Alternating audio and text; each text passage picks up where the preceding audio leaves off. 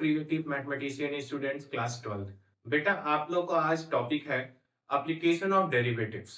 Application of derivatives में आप ये जानेंगे कि जो डिफरेंशिएशन आपने किया है उसका प्रैक्टिकल एग्जांपल है क्या। तो प्रैक्टिकल एग्जांपल को लेकर आपको बताया जाए तो थ्री टॉपिक्स आपको इसमें पढ़ने हैं। फर्स्ट टॉपिक है रेट ऑफ चेंज पर, सेकंड टॉपिक है आपका इंक्रीजिंग डिक्रीजिंग फंक्शन है, थर्ड टॉपिक है लो मैक्सिमा मिनिमा।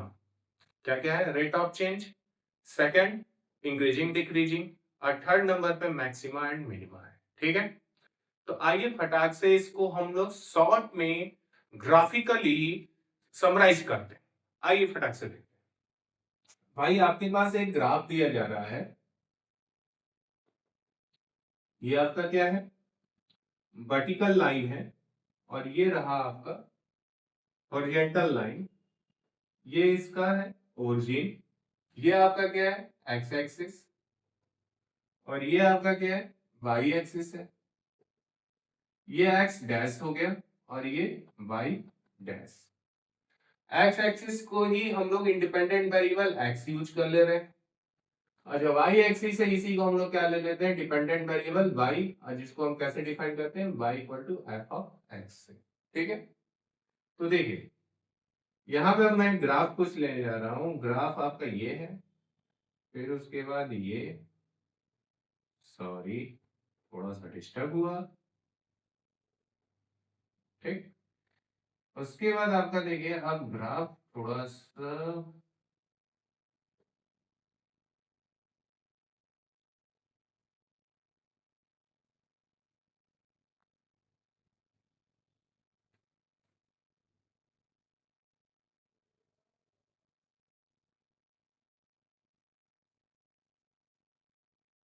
ये यहाँ पर अगर आप देखेंगे ग्राफ जो है, यहाँ पर इसका जो स्लोप है वो कंटिन्यू क्या कर रहा है? इंक्रीज कर रहा है। यानी कि जो आपका डी बाई डी एक्स है वो ऑलवेज पॉजिटिव है। यानी जो रेट ऑफ चेंज है वो यहाँ पर क्या कर रहा है? इंक्रीज कर रहा है। क्या कर रहा है? इंक्रीज कर रहा है। अब इस केस में देखा जाए तो यहाँ पर आपका क्या हो रहा है कि स्लोप कंटिन्यू डिक्रीज कर रहा है। मतलब जो स्लोप है डी बाई डी एक्स वो हमें लेस देन जीरो दे रहा है, और इसका जो रेट ऑफ चेंज है वो क्या कर रहा है? डिक्रीज कर रहा है। ठीक है, अब आप देखिए यहाँ पे हम एक एक इंटरवल लेने जा रहे हैं। देखिए छोटा सा, यहाँ इंटरवल के दो पॉइंट्स आपको देखिए, दो पॉइंट्स लिए जा रहे हैं, x1 x2। x1 की कोरिस्पॉन्डिंग आपको क्या मिलेगा? वैल्यू f ऑफ x1, और ये x2 की कोरिस्पॉन्डिंग f ऑफ x2। जैसे ही अगर x1 x2 को बहुत ही पास लाते जाएंगे तो एट अ मोमेंट हमें क्या दिखेगा? ये दोनों वैल्यूज क्या हो जाएंगे? इक्वल हो जाते हैं। यानी इसके लिए आपको ये बताया गया कि if x1 less than x2 then f of x1 less than और equal to f of x2। यानी ये फंक्शन क्या हो जाएगा? तब इंक्रीजिंग होगा। ठीक है, अब आप देखिए यहाँ पर अगर आप देखेंगे तो ये आपको यहाँ के लिए अगर देखा जाए इसी इंटरवल को अब हम क्या ले जा रहे हैं? x1 dash x2 dash. तो x1 डैश के कोरिस्पॉन्डिंग हमें क्या मिलेगा? f of x1 dash f of x2 dash. अब अगर इसके लिए डिफाइन अगर आप करते हो तो आपको यहाँ पर क्या मिलेगा कि x1 dash less than x2 dash, तो then f of x1 less than f of x2 dash. ये केवल लेस आपको दिख रहा है, f of x1 dash less than f of x2 dash. तो ये आपको जो होगा वो हमारा क्या होगा? स्ट्रिक्टली इंक्रीजिंग होगा। ये केवल इंक्रीज करते हुए दिखेगा। और एक हमें एक ऐसा टर्निंग पॉइंट्स मिलेगा जहां पर हमारा जो फंक्शन है वो हम इसको ले लेते हैं c। ये f ऑफ c दे रहा है जो कि क्या है? यहाँ पे आपको क्या है, ना ही इंक्रीजिंग मिलेगा ना ही डिक्रीजिंग। तो इसको हम लोग नाम देते हैं पॉइंट ऑफ इन्फ्लेक्शन।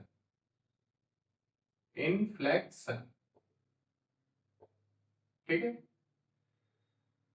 अब देखिए यहां पे भी हम लोग ले लेते हैं 2 पॉइंट्स।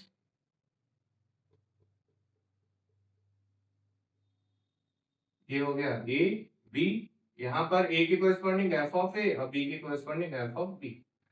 अगर इसके लिए देखें तो हमें ए जो है लेस है बी से, और उस केस में एफ ऑफ जो ए है वो ग्रेटर हो जा रहा है एफ ऑफ बी से, यानी यहाँ इक्वलिटी अपोजिट है। तो जब अपोजिट इक्वलिटी आता है तो ये कंफर्म है कि ये हमारा क्या होगा, डिक्रीजिंग होगा। लेकिन डिक्रीजिंग में क्या है, कंटिन्यू डिक्रीज कर रहा है, तो मतलब स्ट्रिक्टली डिक्रीजिंग है। अब आप यहां देखिए,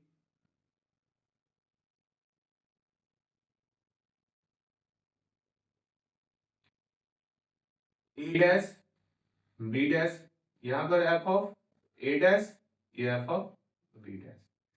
इसके लिए अगर आप देख रहे हो तो आपको इस केस में क्या मिलेगा, अगर इसकी बारी हम आप देख लीजिए तो a dash less than b dash, तो then f of a dash greater than or equal to f of b dash। यानी यहाँ पे जैसे ही ये भी पास आएगा कहीं ना कहीं इक्वल हो जाने, तो ये क्या होगा, केवल और केवल डिक्रीजिंग होगा, ठीक है। अब आप देखिए यहाँ के लिए हम दिखाने जा रहे हैं आपको, ये एक पॉइंट हम लोग ले लेते हैं, इसका नाम हम दे देते हैं आपको a1। ये पॉइंट्स हमें a1 मिल रहा है, a1।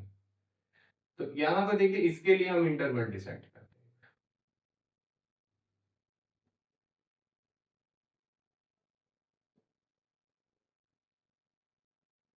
हैं। a1 minus H, a1 plus H, ठीक है। तो इस इंटरवल के कोरिस्पॉन्डिंग जो ये f ऑफ a1 है वो एकदम क्या मैक्सिमम वैल्यू है, तो इसका नाम बना लोकल मैक्सिमा, ठीक है। अब यही जो इंटरवल है उसको मैंने अगर इसका रेंज बढ़ाकर यहां तक ला दिया, कहां तक ला दिया भाई, यहां तक, यानी ई और F। तो यही वैल्यू उस केस में क्या बन जाएगा, ग्लोबल मैक्सिमा, ठीक है। उसी तरीके से आप नीचे भी देख सकते हैं,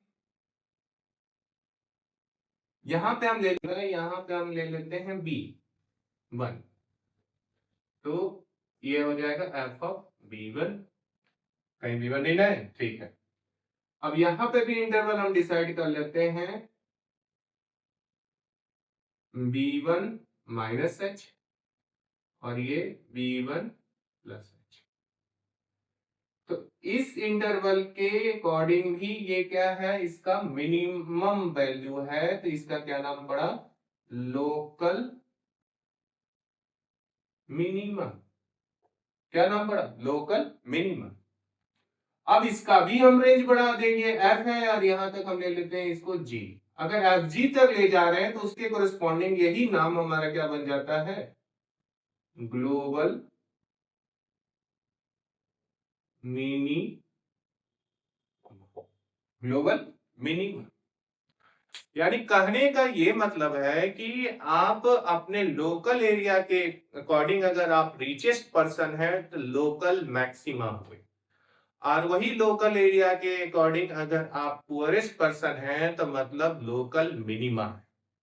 अब इसी के अकॉर्डिंग और भी है कि अगर उस रेंज को, लोकल को हम डिस्ट्रिक्ट लेवल पर ले लेते हैं, डिस्ट्रिक्ट लेवल के अकॉर्डिंग अगर आप रिचेस्ट है तो मतलब ग्लोबल मैक्सिमा होगा, और वही डिस्ट्रिक्ट लेवल के अकॉर्डिंग अगर आप पुअरेस्ट पर्सन है तो मतलब आप क्या हो गए, ग्लोबल मिनिमा हुए, ठीक है।